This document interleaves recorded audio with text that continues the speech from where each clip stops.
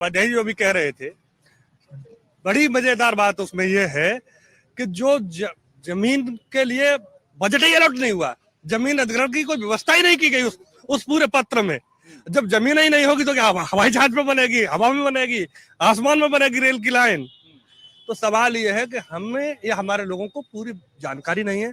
उपाध्याय जी को यह पता नहीं है कि जो पत्र जारी हुआ है उसमें लाइन बिछाने की व्यवस्था है, इलेक्ट्रिसिटी की व्यवस्था के लिए लिखा गया है, लेकिन जमीन अधिग्रहण के लिए नहीं हुआ।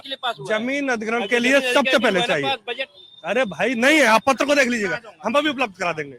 उस पत्र में कहीं जिक्र नहीं है कि भूमि अधिग्रहण के लिए इतना बजट हमने स्वीकृत किया है। जब भूमि अधिग्रहण ही नहीं होगा तो लाइन बिछेगी कहाँ? ये केवल बातों के लिए हो रहा है, चुनावी व्यवस्था के लिए। उस दिन भी हमने स्टेटमेंट दिया था, आपके अमर उजाला के भी पत्रकार थे, लोगों ने कहा कि अगर ये चुनावी वादा रहा और ये नहीं हुआ तो क्या करेंगे? मैंने कहा फिर आंदोलन करेंगे जैसे अब तक करते रहे। आपका नाम साहब? अखिल संघर्ष। अखिल जी, मैं एक मिनट मैं एक चीज पूछना चाह रहा हूँ, फिर बतौर मतदाता, जैसे उन्होंने एक बात कही, आपको लगता है कि अगर बात किसी भी पक्ष से नहीं हो रही है, फिर आपके लिए आपको क्या विकल्प दिखता है? बतौर मतदाता आप क्या विकल्प देखते हैं?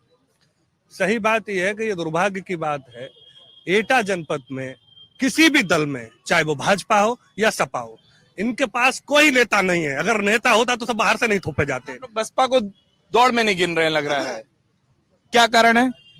बसपा नया चेहरा है, इसलिए नहीं गिनने।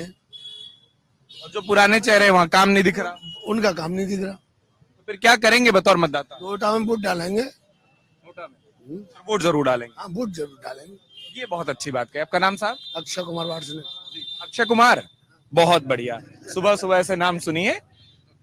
आपके हिसाब से क्या है, मतलब कई लोगों ने अपने अपने विचार रखे, अपनी अपनी बात रखी, एटा में क्या चल रहा है? बतौर मतदाता आप क्या सोच रहे हैं?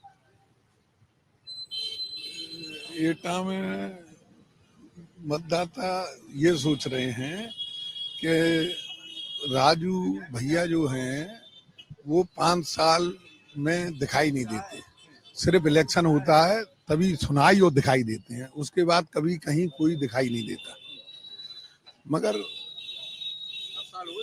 10 साल हो गए, 10 साल में मैंने तो आज तक देखे ही नहीं, मैंने तो आज तक देखे ही नहीं 10 साल में राजू भैया। और आप जाओ उनके निवास पे तो वो मुलाकात नहीं होती, वो है ही नहीं, बाहर है। और जब वो होते हैं तो हम नहीं होते हैं।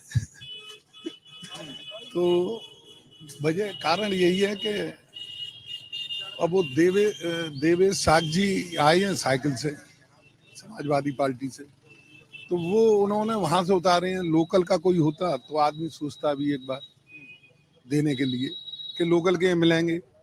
अब वो वहां से आए हैं, जीतेंगे या हारेंगे वहां वापस चले जाएंगे, तो हम लोगों की समस्या तो वही। अगर आप ये वीडियो YouTube पर देख रहे हैं तो हमारे चैनल को सब्सक्राइब करें और बेल आइकन को दबाना ना भूलें। अगर आप Facebook पर ये वीडियो देख रहे हैं तो हमारे पेज को लाइक करें।